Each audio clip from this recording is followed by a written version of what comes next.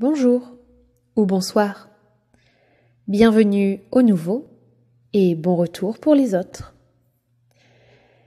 Aujourd'hui, nous allons nous attaquer au chapitre 2 de l'apprenti épouvanteur. Si vous vous rappelez bien, lors du dernier chapitre, nous avons découvert que notre protagoniste était le 7e fils d'un 7e fils. Chose importante car cela lui donne la capacité de devenir épouvanteur.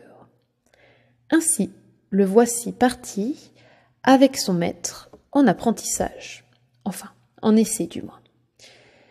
Allez, c'est parti. Chapitre 2, en chemin. Je me levai 1 heure avant l'aube.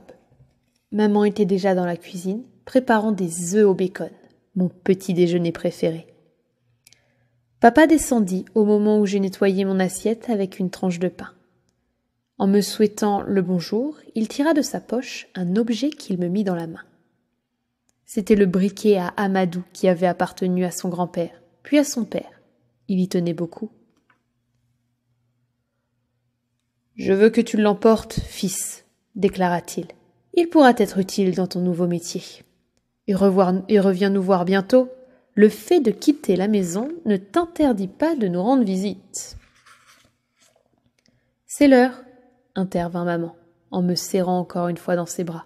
« Il est au portail, ne le fais pas attendre. » On n'aimait pas les attendrissements dans la famille. Nous nous étions déjà dit au revoir, aussi, je sortis seule dans la cour.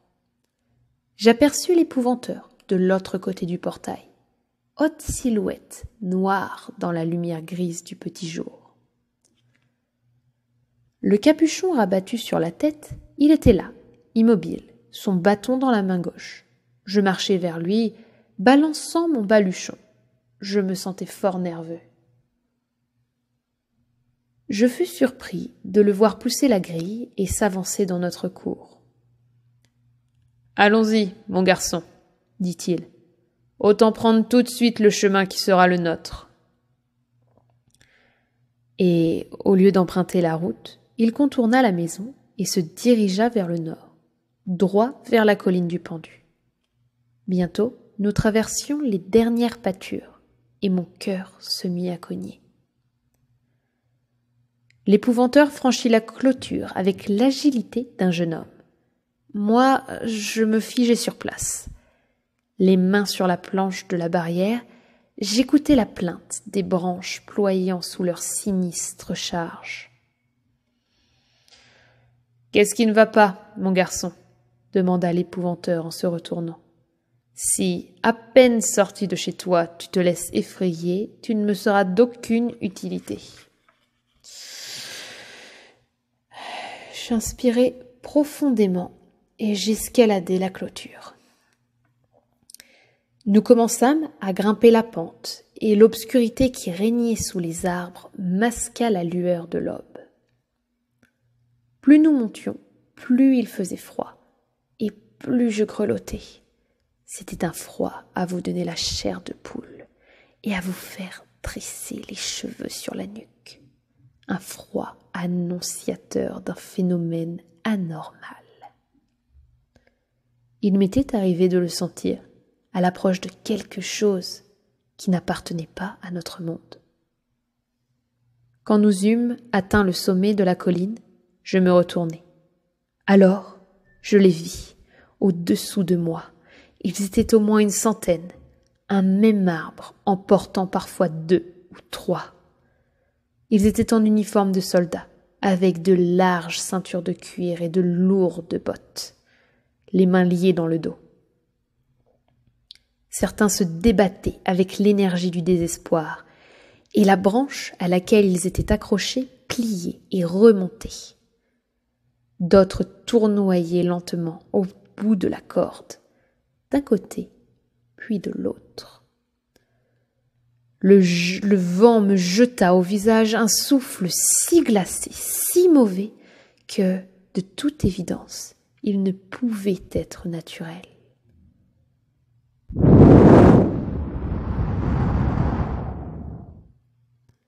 Les arbres se courbèrent, les feuilles séchèrent et tombèrent d'un coup, et en un instant, les branches se trouvèrent dénudées. Quand le vent se fut calmé, l'épouvanteur posa la main sur mon épaule et me força à avancer.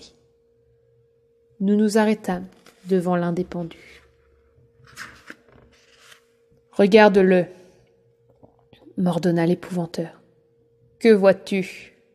« Un soldat mort, » répondis-je d'une voix chevrotante. « Quel âge a-t-il, à ton avis » ? 17 ans, pas plus. « Bonne réponse, mon garçon. Maintenant, dis-moi, as-tu peur » ? « Un peu, je n'aime pas être si près de lui. » »« Pourquoi ? Tu n'as aucune raison d'avoir peur. Il n'y a rien là qui puisse te faire du mal. Concentre-toi sur lui, pas sur toi.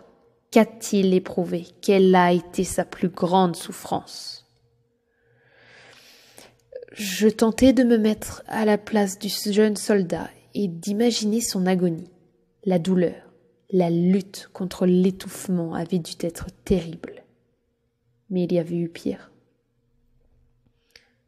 Il a compris qu'il allait mourir et qu'il ne rentrerait jamais à la maison, qu'il ne reverrait jamais sa famille, murmurai-je. Comme je prononçais ces mots, une vague de tristesse me submergea. Au même moment, les pendus commencèrent à s'effacer lentement, jusqu'à ce que nous soyons seuls sur la colline et que les arbres aient retrouvé leurs feuilles. « Comment te sens-tu à présent ? As-tu encore peur ?» Je secouai la tête. « Non, je suis seulement triste. »« Très bien, petit, tu apprends vite. Nous sommes l'un et l'autre le 7e fils d'un 7e fils, et nous avons le don de voir ce que les autres ne voient pas. Ce don est parfois une malédiction. Si nous avons peur, certains êtres se nourriront de cette peur. Notre peur les rend plus forts. Le seul moyen de leur tenir tête, c'est de te concentrer sur ce que tu vois et de cesser de penser à toi. C'est toujours efficace. » L'épouvanteur continua. La vision de ces pendus était horrible, mais ce n'était que des ombres venues d'un autre temps. On ne peut plus rien pour eux, sinon les laisser s'estomper. Dans une centaine d'années, il n'en restera rien. J'eus envie de lui raconter ce que maman avait obtenu d'eux une fois, mais je me tus, craignant de le contrarier. Ça n'aurait pas été une bonne façon de débuter. Lorsqu'il s'agit de fantômes, reprit mon maître, c'est différent. Il est possible de parler avec les fantômes et de leur faire entendre raison. Les aider à prendre conscience qu'ils sont morts est un acte de bienveillance. C'est une étape importante pour les encourager à s'en aller. Un fantôme est le plus souvent un esprit affolé, retenu sur cette terre sans qu'il ait compris ce qui lui est arrivé. Il est donc en grand tourment. Cependant, certains sont là dans un but précis et peuvent avoir des secrets à te révéler. Quant aux ombres, elles ne sont que les traces d'âmes parties vers un monde meilleur. C'est ce que tu as vu, mon garçon, des ombres. En principe, si tu te comportes bravement, elles ne te repèrent pas et elles ne ressentent rien. As-tu remarqué que les arbres s'étaient transformés ? Oui, les feuilles sont tombées, comme en hiver. Puis les feuilles sont revenues. Cette vision appartenait au passé. Une ombre, c'est un reflet dans l'étang de la mémoire. L'être dont elle est l'image n'est plus là depuis longtemps. Tu comprends ? Je hochai la tête. Bien, c'était ta première leçon. Nous aurons affaire aux morts de temps à autre. Autant t'y habituer tout de suite. Allons-y. Il nous reste un long chemin à parcourir, et à partir de maintenant, tu porteras ceci. L'épouvanteur me tendit son gros sac de cuir, et sans un regard en arrière, il redescendit la colline. Entre les arbres, on distinguait au loin le ruban gris de la route qui serpentait à travers le patchwork vert et brun des champs, en direction du sud. « Tu as déjà voyagé, petit ?» me lança l'épouvanteur par-dessus son épaule. « Tu connais un peu le comté ?» J'expliquai que je n'avais pas parcouru plus de 6 miles autour de la ferme de mon père, mon plus long voyage m'ayant mené au marché local. Il grommela quelque chose dans sa barbe. J'en déduisis qu'il n'était guère content de ma réponse. « Eh bien, ta vie de voyageur commence aujourd'hui, dit-il. Nous nous rendons dans un village du sud appelé Orsho. C'est à une quinzaine de miles, à Fol de Corbeau. Il nous faut y être avant la nuit. J'avais entendu parler de Orsho. C'était un village de mineurs, bâti au cœur du plus grand gisement de charbon du pays, et qui comptait une douzaine de puits. Je me demandais pour quel genre de travail on y appelait l'épouvanteur. Il marchait à grandes enjambées, sans ralentir l'allure. J'eus vite du mal à le suivre. En plus de mon baluchon, j'étais à présent chargé de son sac, qui me semblait plus lourd à chaque minute. Puis, comme pour rendre notre progression encore plus pénible, il se mit à pleuvoir. Soudain, environ 1 heure avant midi, l'épouvanteur s'arrêta. Il se retourna et me regarda durement. J'étais bien à 10 pas en arrière. Les pieds me brûlaient et j'avais un point de côté. La route n'était guère qu'un chemin dont la poussière se transformait en boue. En levant la tête vers mon maître, je trébuchai, glissai et faillis tomber. Il me réprimanda d'un claquement de langue. « Tu as un étourdissement, petit. » Je fis non de la tête. J'aurais voulu soulager un peu mon bras, mais poser son sac dans la gadoue ne me paraissait pas la bonne chose à faire. « À la bonne heure !» lança-t-il en esquissant un sourire. La pluie dégoulinait de son capuchon et lui mouillait la barbe. « N'accorde aucune confiance à un homme sujet aux étourdissements, » reprit-il. « C'est un conseil dont tu tâcheras de te souvenir. »« Je me sens très bien, protestai-je. » Il leva les sourcils, étonné. « Vraiment ? Alors c'est la faute de tes bottes. Elles ne sont pas accoutumées aux longues marches. » Mes bottes étaient semblables à celles que portaient Jack et mon père, solides, pratiques pour affronter la fange et le purin d'une cour de ferme. Mais il fallait du temps pour s'y habituer. Une paire neuve vous condamnait à 15 jours d'ampoule avant que vos pieds s'y sentent à l'aise. Je regardais celles de l'épouvanteur. Elles étaient taillées dans un cuir qui paraissait d'excellente qualité, et garnies d'une semelle épaisse. Elles coûtaient sûrement une fortune. Mais quelqu'un qui arpentait sans cesse les routes avait besoin d'être bien chaussé. Elles fléchissaient souplement à chaque pas et devaient être confortables dès le premier moment où on les enfilait. De bonnes bottes sont indispensables dans notre métier, poursuivit l'épouvanteur. Nous ne pouvons laisser à aucune créature, humaine ou non, la moindre chance de nous rattraper là où nous avons à intervenir.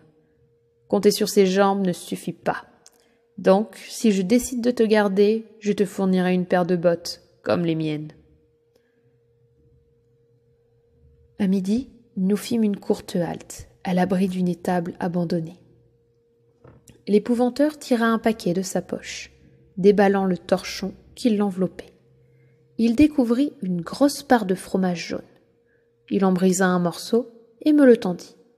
J'étais si affamé que je l'engloutis en 3 bouchées. L'épouvanteur n'en mangea qu'un petit bout avant de remballer le tout et de le mettre dans sa poche. Il avait rejeté sa capuche en arrière et je pus le dévisager vraiment pour la première fois. En dehors de sa barbe épaisse et de ses yeux de bourreau, ce qu'il avait de plus remarquable était son nez, long, sec et recourbé, comme un bec d'oiseau de proie. Sa bouche disparaissait dans les poils de sa barbe et de sa moustache. Au premier regard, cette barbe semblait grise. En l'observant aussi discrètement que possible, j'y repérais des traces de rouge, de noir, de brun, de toutes les couleurs de l'arc-en-ciel. Plus tard, je m'aperçus que cela dépendait de la lumière. À mâchoire molle, caractère mou, déclarait souvent mon père.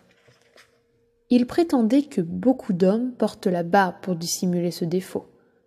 Or, celle de l'épouvanteur, bien que fournie, laissait deviner une forte mâchoire carrée, et lorsque sa bouche s'ouvrait, elle révélait une rangée de dents pointues, mieux faites pour déchirer de la viande rouge que pour mâcher un morceau de fromage. Je constatai avec un frisson qu'il m'évoquait un loup, et pas seulement par sa physionomie. Il était une sorte de prédateur qui chassait dans le noir. Son maigre régime de fromage devait le tenir sans cesse affamé et hargneux. Si je terminais mon apprentissage, un jour, je serais pareil à lui.